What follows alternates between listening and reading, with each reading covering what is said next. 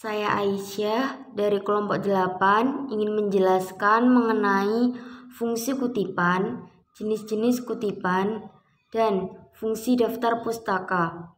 Yang pertama, fungsi kutipan. 1. Menunjukkan kualitas ilmiah yang lebih tinggi. 2. Menunjukkan kecermatan yang lebih akurat. 3. Memudahkan penilaian penggunaan sumber dana. 4. Memudahkan pembedaan data pustaka dan ketergantungan tambahan. 5. Mencegah pengulangan penulisan data pustaka. 6. Meningkatkan estetika penulisan. 7. Memudahkan peninjauan kembali penggunaan referensi dan memudahkan penyuntingan naskah yang terkait dengan data pustaka. Jenis-jenis kutipan. Yang pertama, kutipan langsung. Kutipan langsung ialah kutipan yang sama persis dengan teks aslinya. Tidak boleh ada perubahan. Kalau ada hal yang dinilai salah atau meragukan, kita beri tanda sik yang artinya kita sekedar mengutip sesuai dengan aslinya dan tidak bertanggung jawab atas kesalahan itu. Kedua, kutipan tidak langsung dalam tanda kutip kutipan isi. Dalam kutipan tidak langsung, kita hanya mengambil intisari pendapat yang kita kutip. Kutipan tidak langsung ditulis menyatu dengan teks yang kita buat dan tidak usah diapi tanda petik. Penyebutan sumber dapat dengan sistem catatan kaki, dapat juga dengan sistem catatan langsung, dalam tanda kutip catatan perut, seperti telah dicontohkan. Ketiga, kutipan pada catatan kaki.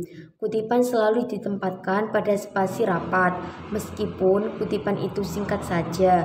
Kutipan diberi tanda kutip, dikutip seperti dalam teks asli. Jenis kutipan yang keempat, kutipan atas ucapan lisan, harus dilegalisir dulu oleh pembicara atau sekretarisnya, dalam kurung bila pembicara seorang pejabat. Dapat dimasukkan ke dalam teks sebagai kutipan langsung atau tidak langsung.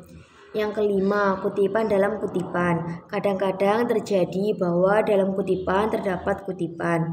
Dapat dilakukan dengan dua cara. 1.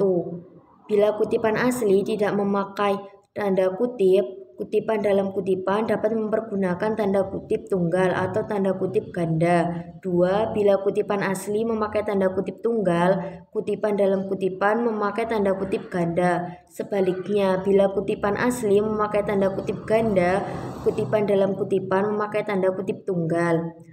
Yang keenam, kutipan langsung pada materi.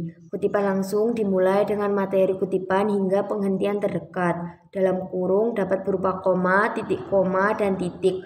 Disusul dengan sisipan penjelas siapa yang berbicara. Contoh, dalam tanda kutip, jelas. Kata Prof. titik, Haryati, koma. Dalam tanda kutip, kosakata bahasa Indonesia banyak mengambil dari kosakata bahasa Sanskerta. Yang terakhir, saya akan menjelaskan mengenai fungsi daftar pustaka. Ada 3. Yang pertama, agar dapat menunjukkan bahwa suatu tulisan dan informasi dalam karya ilmiah bukanlah hasil dari pemikiran penulis sendiri, melainkan dari hasil pemikiran orang lain juga. Kedua, agar bisa memberikan sumber informasi yang ditulisnya agar nantinya bisa ditelusuri oleh para pembaca jika ingin mengetahui informasi maupun teori tersebut dengan lebih lengkap.